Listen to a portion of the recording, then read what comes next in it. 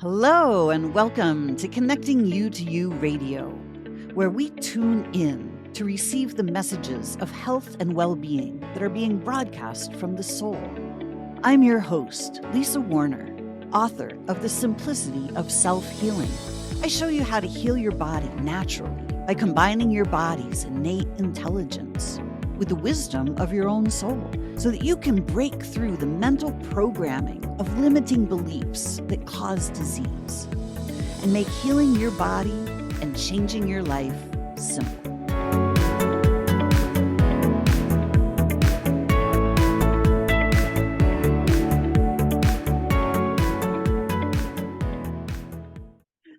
Hello and welcome, everyone. Welcome to Awake, Aware, Alive. We are here with, I am Lisa Warner and my new co-host, Mara Leon S. And Hello. hello, Mara. Thanks for joining us. I'm excited to have you as my co-host now. Woohoo! And today we have Melissa Deely with us. Melissa is a beautiful friend of ours. We have known her for a few years, and Melissa is creator of Your Guided Health Journey. She is just an amazing holistic health practitioner, and we're going to have her tell you all about who she is and what she does, and then we'll find out maybe why she does that. Welcome, Melissa. Thank you. Thank you. I'm excited to be here and I love this new name, Awake, Aware, Alive. So, yes, I'm an integrative mind body health practitioner. And what that means is I work with people's four bodies: their physical body, their emotional body, their mental body, and their spiritual body. Because by the time symptoms show up in the physical body, they've already moved through the other three bodies. And so we start the healing in the physical body. And I jokingly call myself the friendly toxin slayer because A, it's easier than saying integrative mind body health practitioner, which is quite a mouthful. And B, we start with detoxing. We have to get rid of the toxins that are in our body simply because of the world we live in order to create the space for the goodness and the health to come back in. And then we move up to the emotional body and we detox the emotional body of the stuffed down negative emotions that have been pushed down through a lifetime of living and society teaching us to push down our emotions. And then we move into detoxing the mental body. And what I mean by that is we detox those negative thoughts, the limiting decisions and the limiting beliefs, the I'm not good enough, I'm not smart enough, I'm not pretty enough, et cetera, that are very often carried with us since childhood as part of our programming. And we release those negative thoughts. And then we work with the spiritual alignment, which is bringing people back to who they were always meant to be. And are they living their purpose and passion in this lifetime? Or are they in a job that doesn't bring them joy or fulfillment? That, yes, it might have a paycheck. Yes, it might mean security. However, it's not in alignment with who they were always meant to be. And so I absolutely love this work because that's how we get to true health. If we just address the physical body and we do nothing else, what happens is a couple years down the road, we get more symptoms as the body talks to us again, going, hello, hello. You didn't address all those stuffed down negative emotions, or you didn't address the negative beliefs, or you didn't address the misalignment in your life. And so I'm giving you more symptoms is my way of talking to you to ask you to do something differently. And, I'm sure you both know people that have had some kind of health diagnosis and addressed the physical symptoms and nothing else. And then a couple years later, there's more symptoms. And this is why. And so when we address all four bodies, we get to a place of being able to achieve total health. So that's my Your Guided Health Journey business. And I have started a new business as of October of last year called Amplify Impact Academy. And at Amplify Impact Academy, we train other coaches, counselors, practitioners, nurses. We've had a lot of nurses coming through, psychologists, psychiatrists in these healing modalities so that we can get these tools out to more people because they are highly effective, very quick to work with. And the best part is when we're helping people heal from trauma, we don't have to talk about it. The unconscious mind already knows what happened. So we don't have to put people through the pain again of reliving it. We ask the unconscious mind to take us back. And what did we need to learn? Because here's the thing. Everything is happening for us so we can learn something, to learn a lesson. And if we don't learn the lesson, that's when the emotions get stuffed down in the body and trapped, et cetera, et cetera. And the unconscious mind will hold it there until we learn the lesson. So we take people back in order to learn the lesson. However, they don't have to tell us anything about the event. And so it's a beautiful, easy way for people to be able to heal. It is very new and most people don't know about it. And that's why I really appreciate you having me on this show so that we can get this message out and let people know that there's more than one way to heal. And there's some beautiful, easy ways for people to heal as well when they step into choosing to surrender to the process. And it's really beautiful to witness people go through it. I love that. That's wow. Yeah. right. We have both Mara and I have healed ourselves from, made quote unquote major things, that these diagnoses that we get. And along the way we realize, it's the body is not the problem. It's all the things that are happening in the light body, in those other layers, the mental and the emotional and the spiritual layers. And when we get all of those back into alignment, that's when the health happens. That's where we create that beautiful, healthy environment for the body to thrive. Exactly. And the body is designed to heal, as you both know. And what's unfortunate is that in our society, the way it is now is people get a diagnosis and they go immediately into fear because that's just what we've been programmed. You get told you have this disease or that disease. That sounds like it's going to, you might even be told you have X amount of time to live.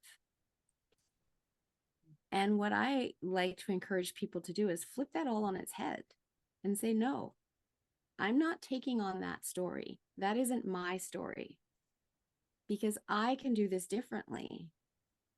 And we have so much power right here in our thoughts. And my favorite quote is, whether you think you can or you think you can't, you're right.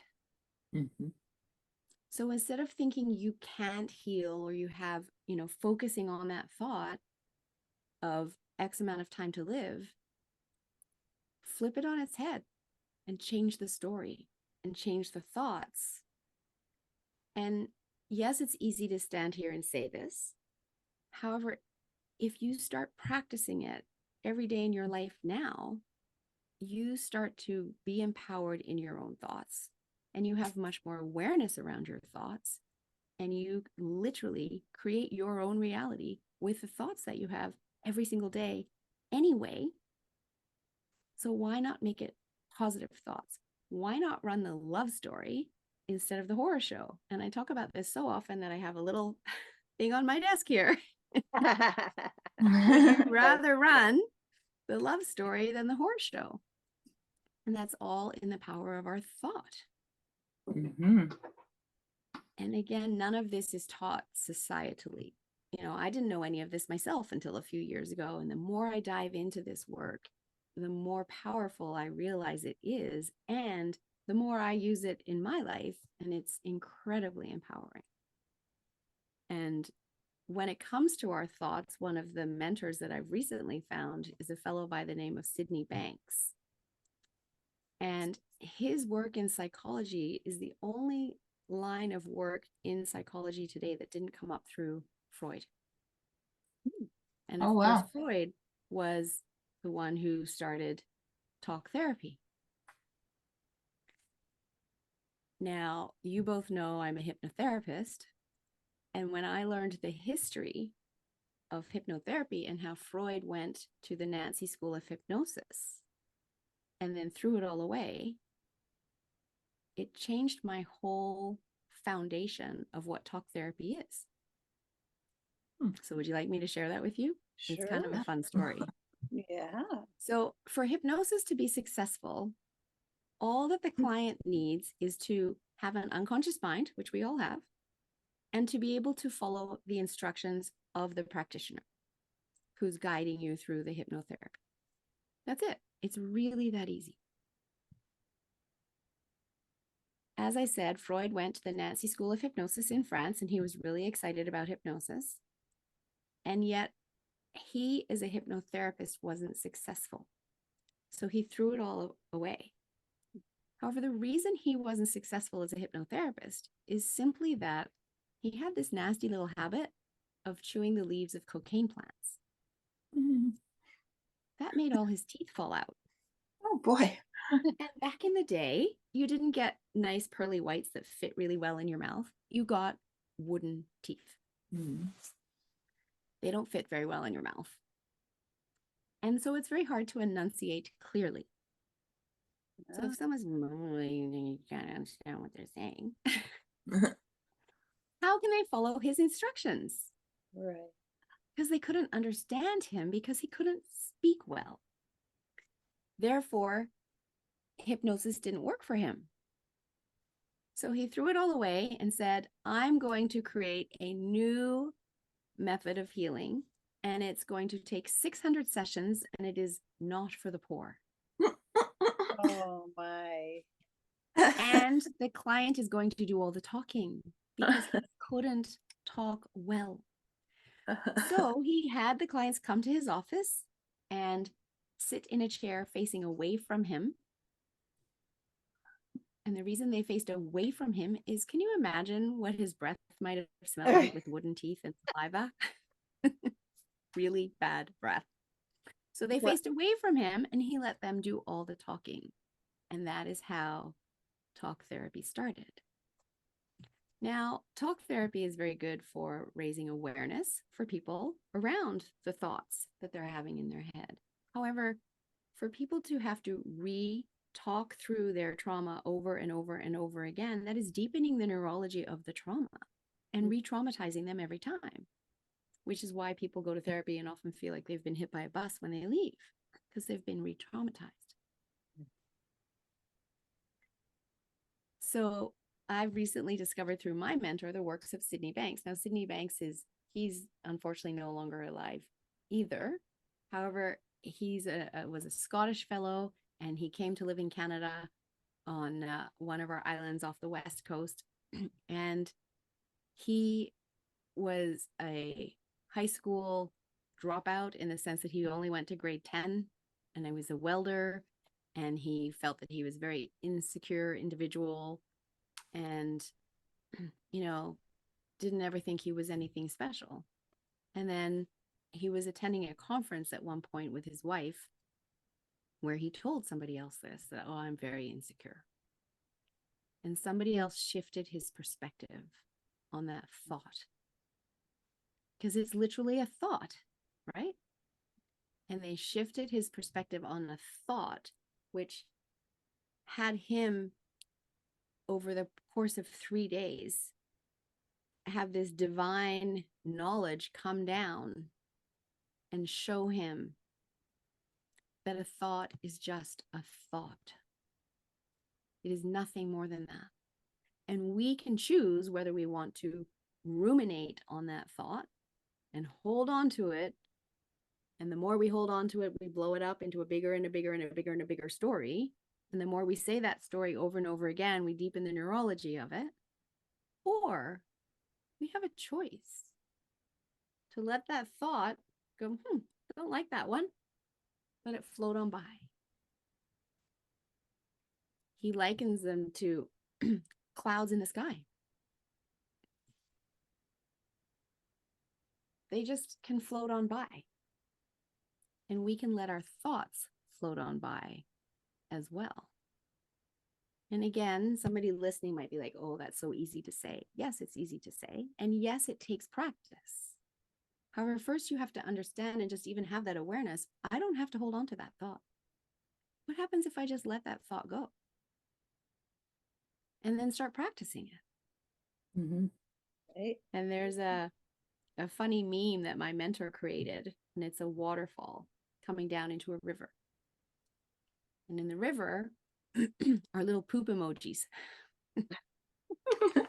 And some of them have lilies around them, right? And he likens it to all those poop emojis are your poopy thoughts. And then the lily ones are all your happy thoughts. And then there's a picture of someone bending down and picking up a poop emoji and smelling it. The joke being, you don't have to bend down and smell it. You can let it float on by. Mm. Choose which ones you want to engage with. Choose the happy thoughts and engage with them. Mm. Wow. Maura does this so well. Maura's like the expert at this.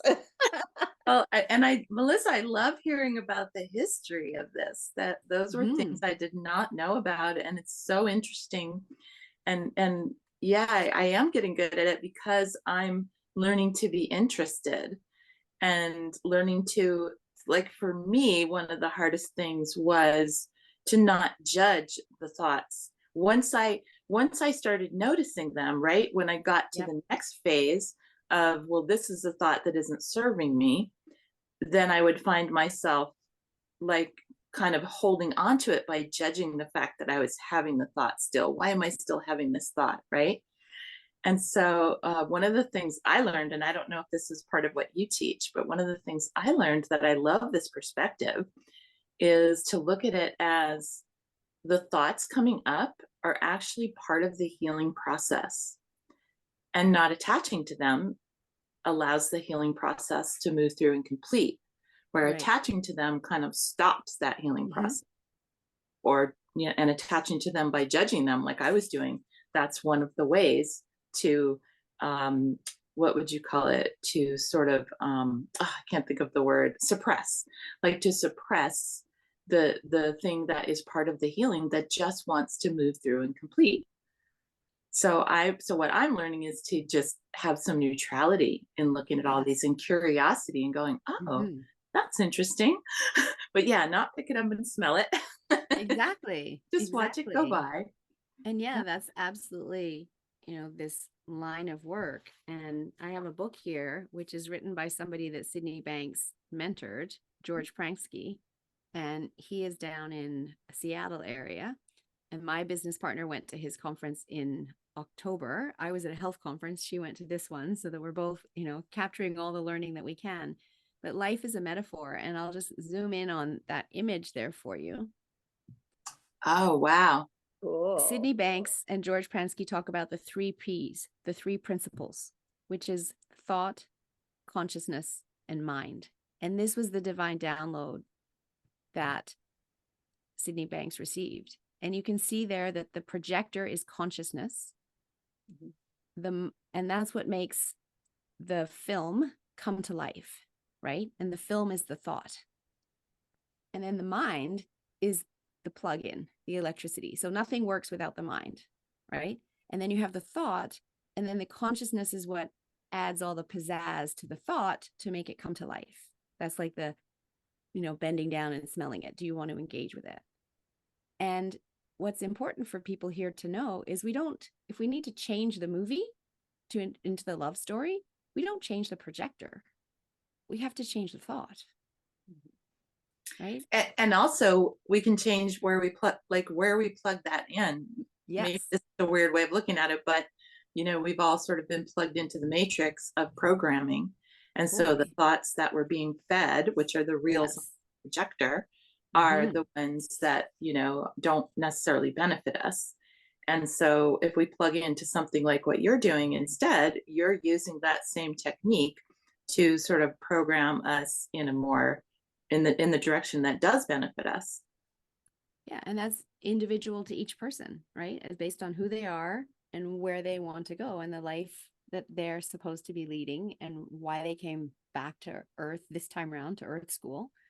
And yeah, so I love this work because it powerfully shifts people towards that future that they've been wanting to get to and not getting there. They're getting stuck. They're hitting a wall, and they're hitting a wall because of that childhood programming, right? Which we all have. And it's not that, well-meaning parents weren't necessarily meaning to program us with, I'm not smart enough. However, if you come home as a child and you have 5 A's on your report card and 1 B, and the parent goes, oh, next time try and get all A's, your interpretation of what that meaning was can become your programming, right? That 0 to 6 window is actually when we're really susceptible, because we're still in our theta brainwave. And that's why kids learn so much so quickly. And we have to be in that theta brainwave in order to learn everything that we need to learn in those first 6 years of life, from how to smile, to rolling over, to crawling, to walking, to language, to the rules of the house and the rules of school and the rules of society, etc., etc. All of that's programmed. And our unconscious mind is incredibly powerful, and it has so much to do that it doesn't change anything if it works. So we can all still walk, and we're all, in our 50s and more. So that program still works. So we keep running that program every day. How many other programs does our unconscious mind still have us run every day in order for it to be efficient? However, that's no longer working for us because our inner 5-year-old isn't really qualified to run our adult life.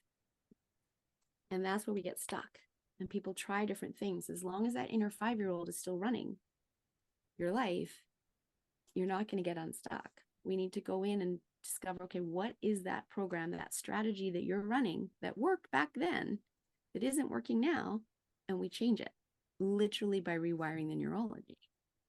And it's so cool that we can do that because of the neuroplasticity of our brain. It can learn new tricks. We just have to show it a different path, and it will run what's deepest. And because that's the most efficient. Oh, I know that. I'm just going to go do that. And we show it a new path. And then we practice that new path in order to turn that little bunny trail into a 2-lane road, a 4-lane road, 8-lane highway. So this work is incredibly powerful and helps people heal in so many different ways, whether it's healing, mental health, whether it's healing physical health. As I said, we're looking at all 4 bodies. And so it's addressing the entire being. Yeah, because all of that works together. Exactly. As I've been having more practice at tuning into myself, my true self, I've been noticing that when I'm feeling something physically, I'm feeling something emotionally and or mentally at the same time. And those things are connected, and I hadn't made the connection before. And now that I'm seeing it, it's so interesting, and it becomes something that I can understand more, that I can realize, again, is either a message or a healing process or both. Exactly. And that's where what you're doing is you're tapping in and using your intuition. And intuition is that connection between the unconscious mind and the higher self. And it will never lead us astray, because the higher self has the perfect blueprint of our perfect health, and it has access to all of the resources that we need in order to fulfill our mission in this lifetime. Yep. The conscious mind can't access the higher self. Only the unconscious mind can. The conscious mind will talk to the unconscious mind, and the unconscious mind talks to both the conscious mind and the higher self. So we have to tap through the unconscious mind and access that intuition in order to access the higher self. And again, it's like a muscle. So the more you use it, the more you can access those resources. And if you're not using it, then you don't realize those resources are there, or you discredit it, or you have that gut feeling, and yet you consciously overthink it and do something else. And we've all done that as well. And it perhaps doesn't turn out quite so well. And again, there's a lot of societal programming around that too, because, we go to school and we're taught to be in our conscious thinking mind. And we're not taught about the unconscious mind. And we hear in society all the time, well, we only use 10% of our brain. Our brain's so powerful, we only use 10% of it. what I've come to realize where that's come from is literally our conscious mind makes up 10% of our mind, and the unconscious mind is the other 90%. And we're actually using all of our mind all of the time, not necessarily together. However, the conscious mind is running, or the unconscious mind is running our body, keeping us breathing, keeping our heart pumping, digesting our food without us ever thinking about it, because it's unconscious. It's storing a memory for every single event we've ever had, which is why I said earlier, it already knows what happened. It's all stored. Mm. So do to you think think that that we're only using 10% of our mind is crazy.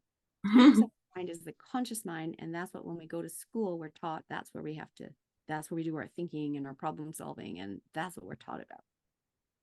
The unconscious mind is so much more powerful. And that's what gets me so excited, is sharing with people the power that we, again, carry in our body. And we think of our mind in our head.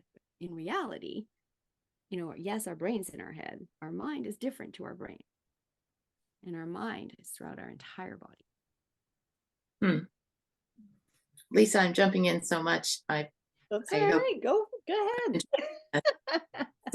So I have a question, Melissa. Do you think that by doing this work that we're talking about, this exploration and this healing work, that it can possibly shift the ratio between how much of how much is conscious and how much is unconscious? Like that percentage can shift and start to get more balanced on the conscious side. I mean, that seems to be my experience, but I don't know if I'm maybe not, based on the way that you're looking at it. It may not be an accurate representation.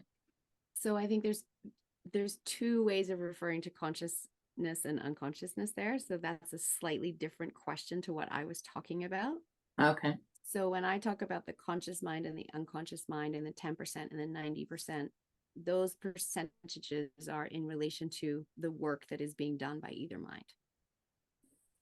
What you're talking about is increasing our consciousness, which we can do. And we increase our consciousness by tapping into our unconscious mind and our higher self.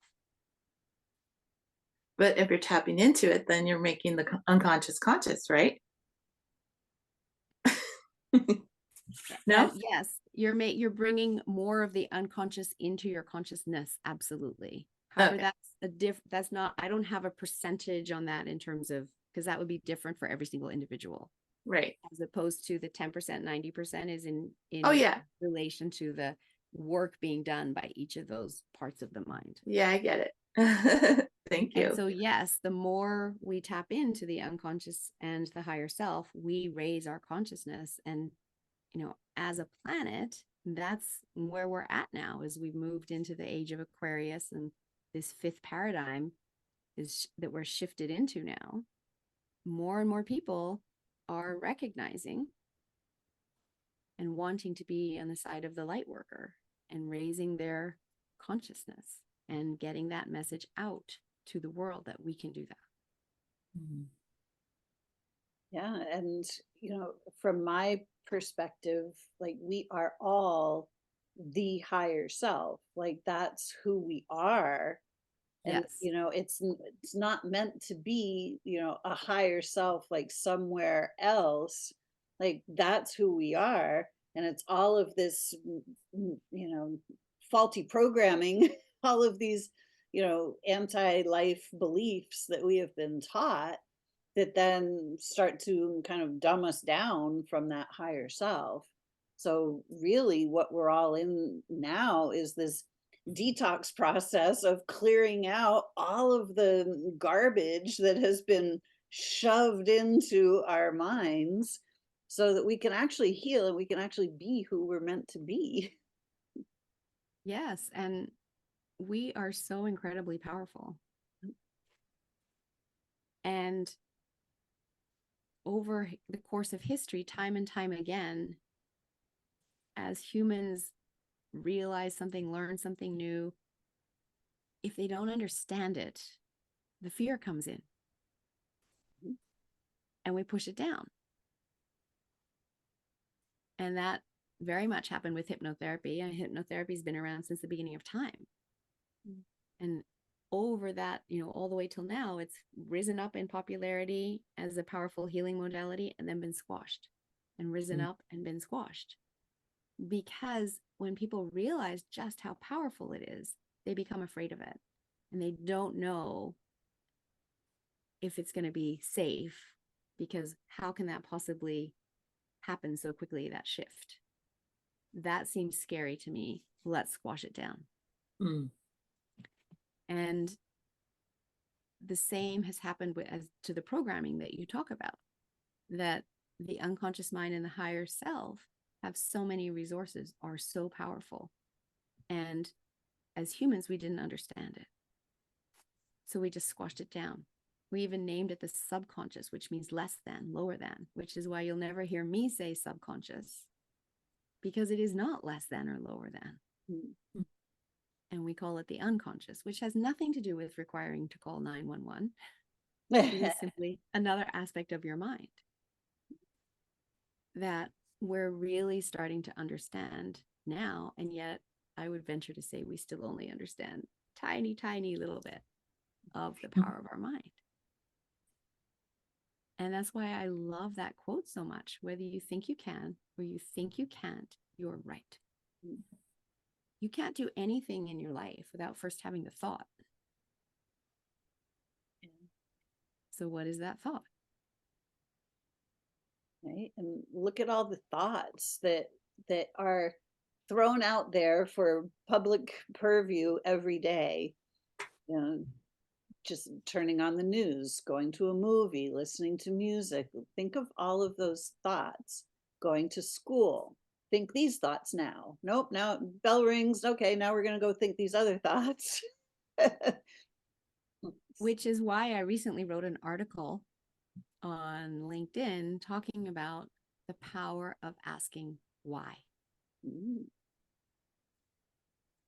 Such a simple question. And when you hear something, ask why. Whether it's going to the doctor and they tell you this is what you need to do, ask why. So that you have a deeper understanding to see if what they're telling you resonates with you. And if it doesn't, you're welcome to go get a second opinion, a third opinion, talk to different people in different, forms of healing. And it's not just in healing, though, every aspect of your life. Someone tells you something, think about it, go, why? And again, it's funny because I realized society even programmed us out of that. The 2-year-old naturally asks why. And I get it, because I've got kids. And when your kid's incessantly going, but why, mommy? But why, mommy? But why, mommy? And you're trying to make dinner and do this and do that all at the same time, it does get a little bit annoying, right? So we get trained out of asking why. And then when I look back, it's funny because years ago, I remember my brother's wife said to me at one point when we were on vacation together, and she goes, "Oh my goodness, you're just like him. You ask why as often as he does." And I'd never noticed it. I had never noticed that he asked why a lot, that I asked why a lot. However, when I look back, I do. When I was struggling with migraines years ago, they suddenly got worse. I had them every day for a week at work. And I went to the doctor to ask why. And the doctor had no answer, just wanted to give me another prescription, a stronger one. And I'm like, no, I want to know why they're suddenly worse, because if I know why they're suddenly worse, then I could do something about it and then fix it. Right. So then I found a naturopathic doctor who took me down a different path of doing some hormonal lab tests and figuring out, oh, look, my progesterone level was really low to estrogen. And in me, that shows up as a migraine. So we rebalanced the hormones and the migraines went away because I asked why. And I look back, there's so many times in my life where I've asked why. I wasn't willing to just accept what I was being told. And some people might find that to be painful because we've societally been taught not to ask why. Exactly. However, coming back full circle, it's more important than ever now to be asking why. Yeah. That's nicer than what I usually do. I just say, no, that doesn't make any sense. This is how it really is.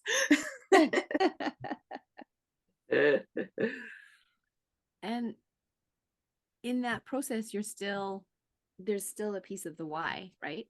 Because if it's not making sense to you, there's a part of you that has already asked the why without you even being consciously aware of asking the why. Well, yeah, You're already processing that. I'm asking it within myself, because by just telling me what they're telling me, they've kind of already indicated to me that they're not capable of answering the why question. Right. Right. So I'm like, okay, I'm on my own here. Maybe I can teach them something. Yeah. Or ask someone else the why question. Right. Yep. And so, again, in this time and age, it's so important to have community around you of like-minded people and a network of other experts around you, so that you have people that you can go to be getting second opinions, to be asking why when something doesn't sit with you, as opposed to just accepting what you hear out of someone's mouth or the television or the movie screen or whatever. Yeah. Right. And we're so programmed to go and ask the experts why. Why not sit with ourselves and find that answer from inside? Yes. Because when it comes to us, we are each our own expert. There is nobody else who's an expert on me other than me. Absolutely. Yeah, Right. you've lived in your body your whole life. Exactly. You have access to all the resources and the perfect blueprint. So yes, you are the best expert. And I jokingly say that too to clients. You're your own best doctor. And we all have access to the one mind if we really go to that place in consciousness. Exactly. Yeah. So these are all, beautiful conversations that are starting to happen with more frequency now, which I love seeing. Yeah.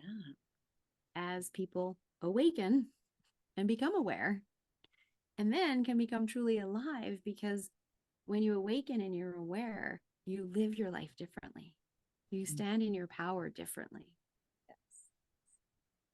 Absolutely. When we And start it's a beautiful place asking to be. some of the bigger why questions, right? Mhm. It's like, well, time to pay your taxes.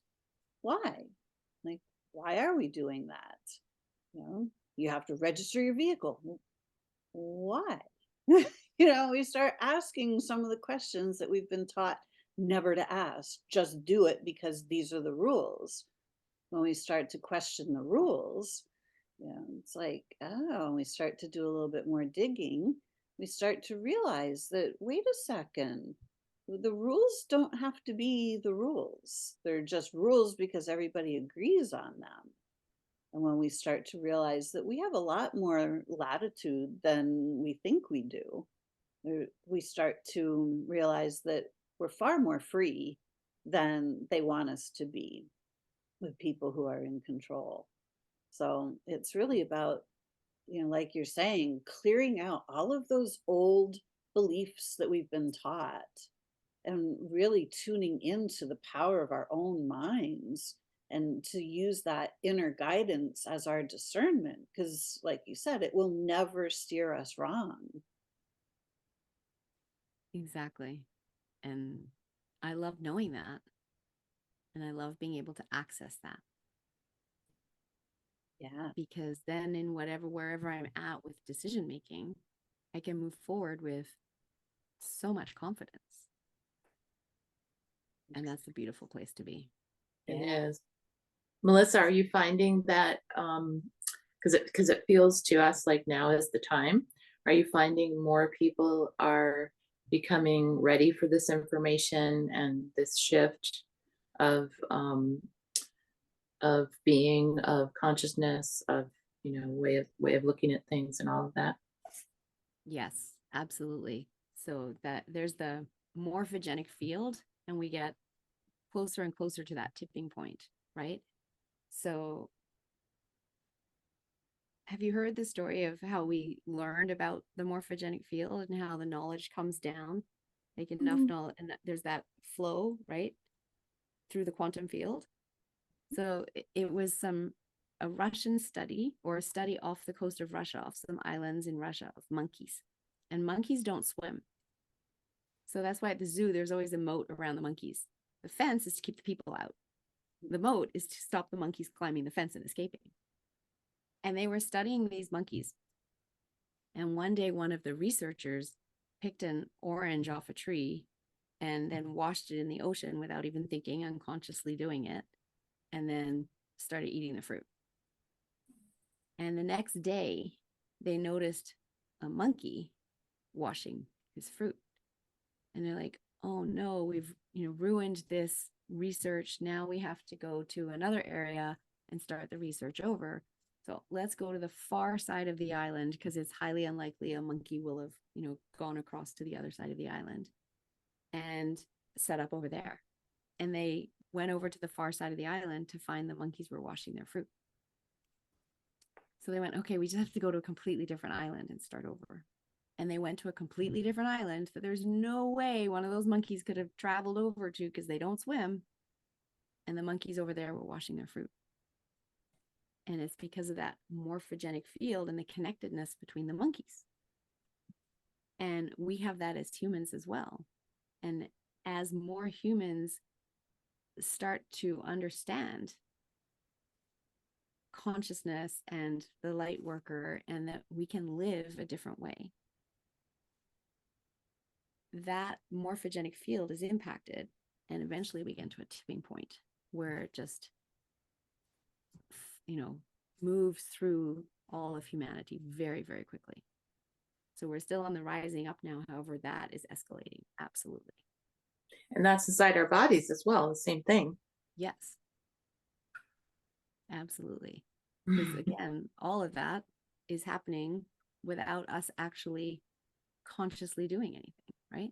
Mm-hmm. We come together, we talk, we share, and we spread, the thoughts, and we share these ideas with people, and other people tap in, and it just spreads across the morphogenic field, so that someone in other countries are literally downloading or hearing our thoughts, our conversations, as it moves up through the quantum field and down again.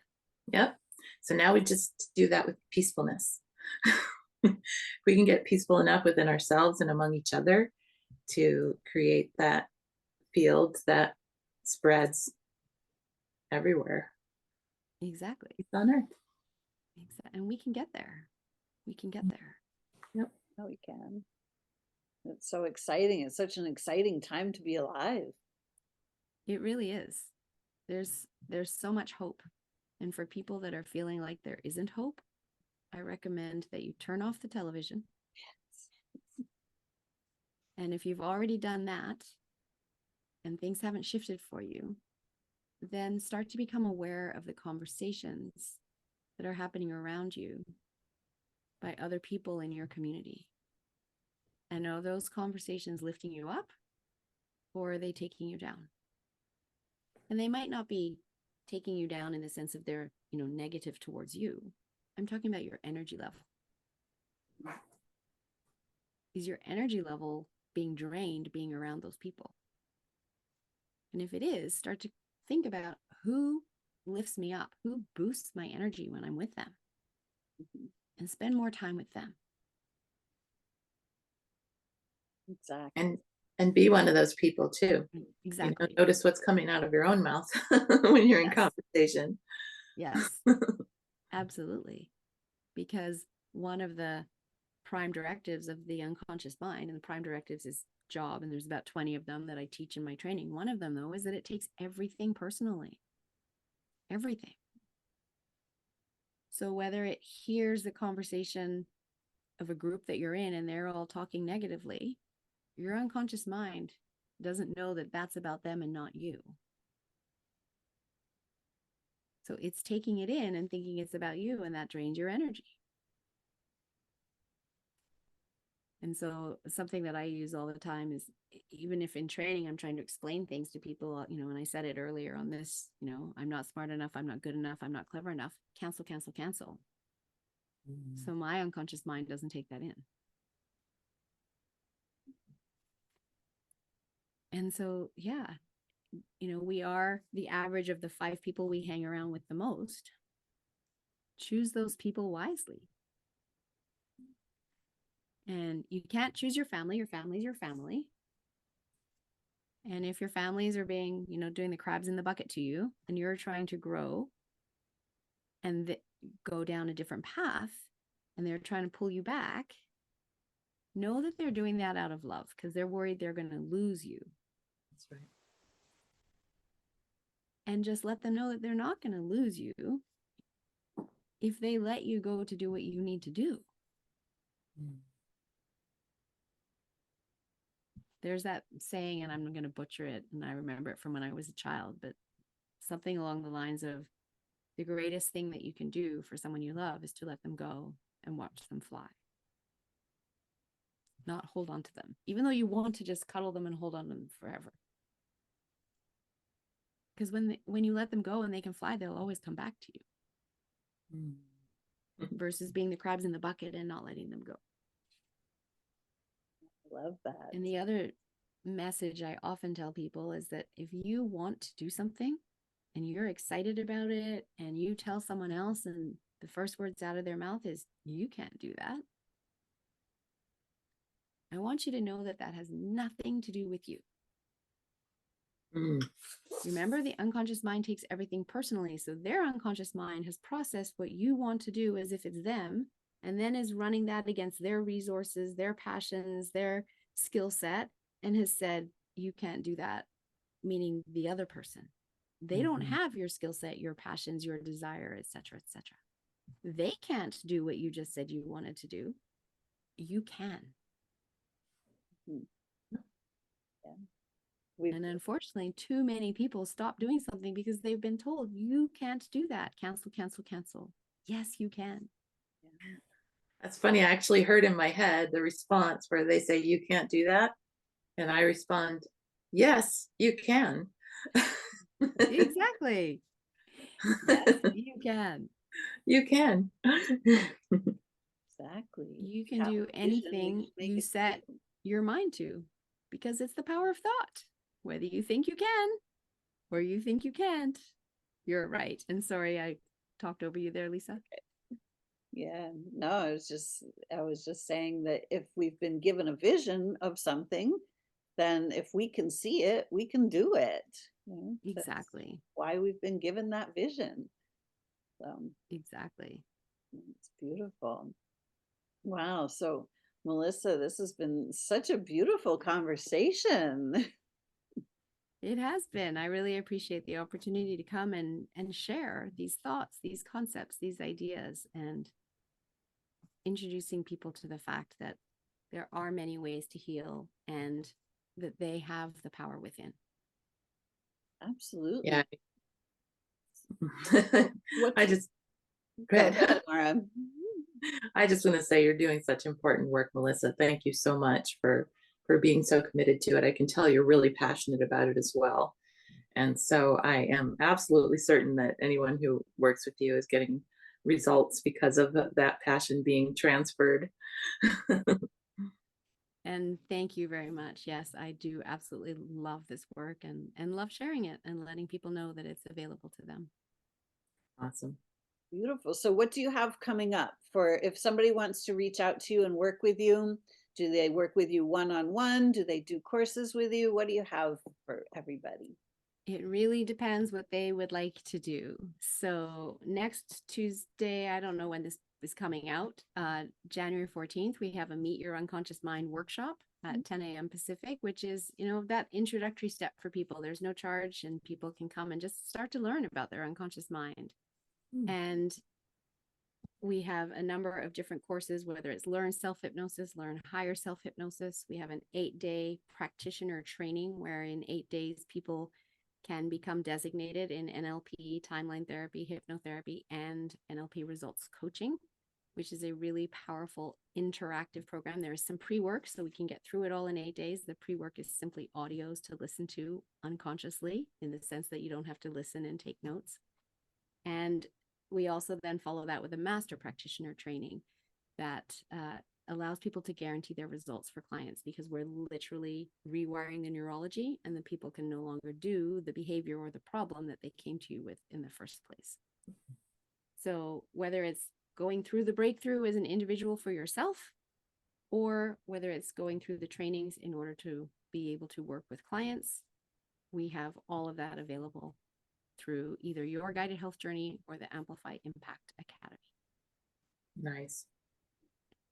That's awesome. Congratulations on all of that. And Thank you. you Thank also you. have a nonprofit that you have started in your spare time. I do, and that is Girls Matter. And this is my passion project, and that is keeping girls in school in Uganda and Kenya and stopping teenage marriages.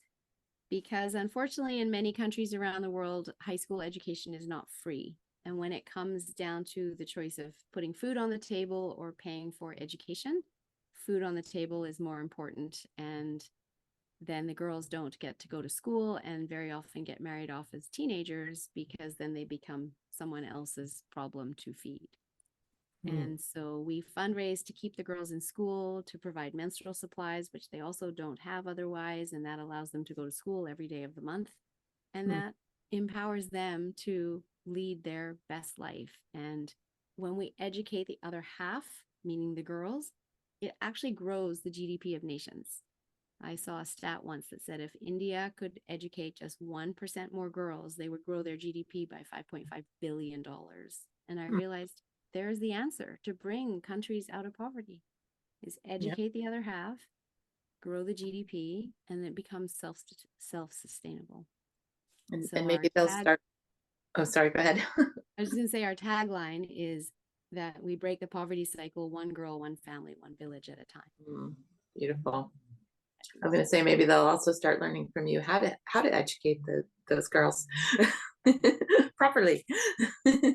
When the next phase. Yep, exactly. One step at a time. Exactly. So yeah, so that's my passion project. We have an incredible board of directors, and if people would like to, support that and donate, they can go to our website, girlsmatter.ca, and you can just you get a tax receipt that works for taxes in both Canada and the US, and you can donate by subscription if you wanted to just set up, $5 a month, $10 a month instead of one cup of coffee, or donate at a time where you've got funds and you want to donate a little bit more to support, because this too is how we change the world. That's beautiful. Thank you so much for all the work you do, Melissa. It's really making a difference in the world. So thank you so much. Well, it is absolutely my pleasure. Thank you for having me here and for the opportunity to share it. And I truly appreciate that. Awesome. So everyone, please reach out if this conversation has resonated with you today. Please feel free to reach out to Melissa. Her information will be in the show notes, so you can easily access it there. So, Melissa, thank you so much. It's been just a pleasure having you here today. Really? Yes, it has. Thanks, Melissa. Thank you both for having me. Wishing you a beautiful rest of your day. Thanks. You too. Bye, everyone. Thanks. Bye. Thanks for listening to this episode of Connecting You to You Radio. If you've enjoyed this podcast, please subscribe and share it with your friends. Are you ready to discover more about how simple healing your body can actually be when you do it from the higher wisdom of your soul? To learn more about what I do and how you can work with me, visit connectingyoutoyou.com and get on my mailing list to be the first to know about my latest offerings. If you'd like to interact with me on Facebook, please join my group, Soul Sourced Healing. Check the show notes below for these links and more. I hope to see you again next time on Connecting You to You Radio.